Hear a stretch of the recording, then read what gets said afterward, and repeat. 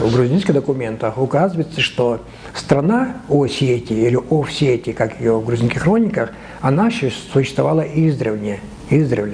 Это очень древняя страна. Но при этом надо сказать, что это народ, здесь проживал народ, родственный ингушам. Почему? Потому что сами же грузинские хроники указывают, что была Дзурзукети и была Овсетия, и над обоими, и над Дзурзукети и Осетией властвовал Зурзук. Зурзук, который прямо отождествляется с предком ингушей.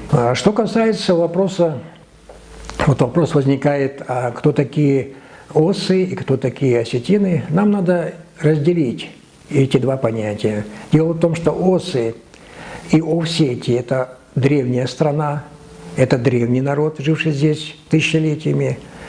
И надо различать иронов, которые пришли на эту землю в 15 веке и приняли на себя, вернее, не приняли, а их называют осетины, а сами себя они называют ироны. То есть никакого отношения слово «ирон» к слову, к термину «ос» не имеет. Это два совершенно разных названия. Осы – предки, которые жили постоянно здесь, и ироны, которые появились здесь после похода Тимура. Если мы возьмем двух героев, которые проходят в осетинской истории, это Ос Богатар и Давид Сослан.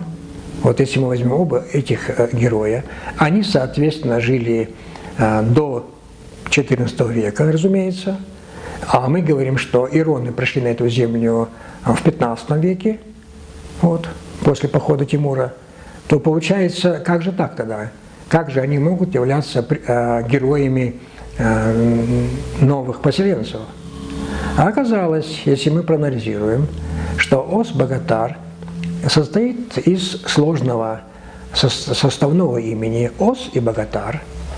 А Давид Сослан тоже состоит из двух имен – Давид и Сослан, что не характерно для осетинской традиции называть человека двойным именем, совершенно разными именами. Мы можем понимать, когда речь идет, там, скажем, Иван, там, Иванушка, это понятно. Но когда речь идет, там, Ос одно имя, Богатар совсем другое имя, Давид одно, Сослан другое. Вот. Мы обратили внимание, что данная традиция вот, двойного имени существует только на Центральном Кавказе, только у ингушей.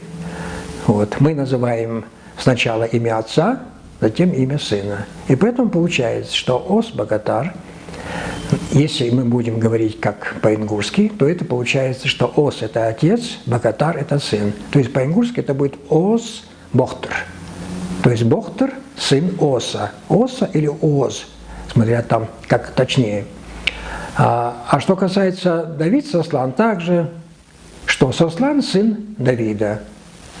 Хотя в грузинской хронике проходит не Сослан, а проходит Давид.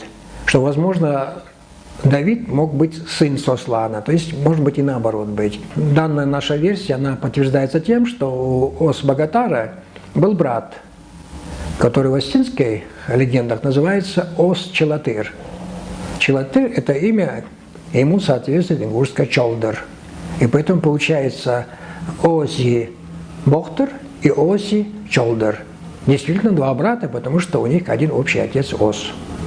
Асинское ущелье, которое давал название древнейших ингушских племен, которые назывались Яса, Аса, это от реки, от горной реки Аса. Отсюда идет и грузинское название Овси для осетин. Почему для осетин? Потому что они заняли те места, где проживали асы. А асов грузины знали овсами. И как раз это наименование перешло потом к осетинам.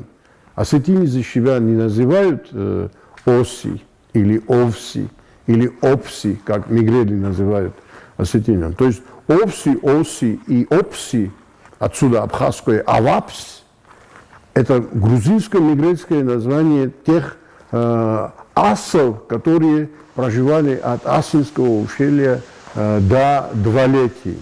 То есть где и потом позднее появляются осетинские племена. Конечно, они тоже проживали, но не в тех местностях, из которых были выгнаны ингуши, переселенцы ингуши после первого геноцида 1944 года. Мы же знаем, откуда их переселяли. Их же переселяли с Владикавказа, Пригородного района, с Джейраха, Чми, Тарьяльского ущелья, где с древнейших времен они проживают, и грузинская летопись носит для них не одно только название, но и название Дурдзуков. Это тоже ингуши, которые там проживали, и название конечно, берется от ингушского источника. В общем, можно заключить, и это очень важно, и смело говорит о том, что ингуши там проживают с доисторических времен по сей день. То, что случилось перед нашими глазами, этот факт не требует даже комментария, потому что мы знаем указы, архивные, все детали, как были они выселены и как они не возвращались туда, где они проживали. Вот в чем проблема. Проблема в том, что ингушское население Владикавказа и прибрежных регионов, районов не смогла вернуться на своих исторических землях, которых они проживали с древнейших времен. И проживали до 1092 года. А после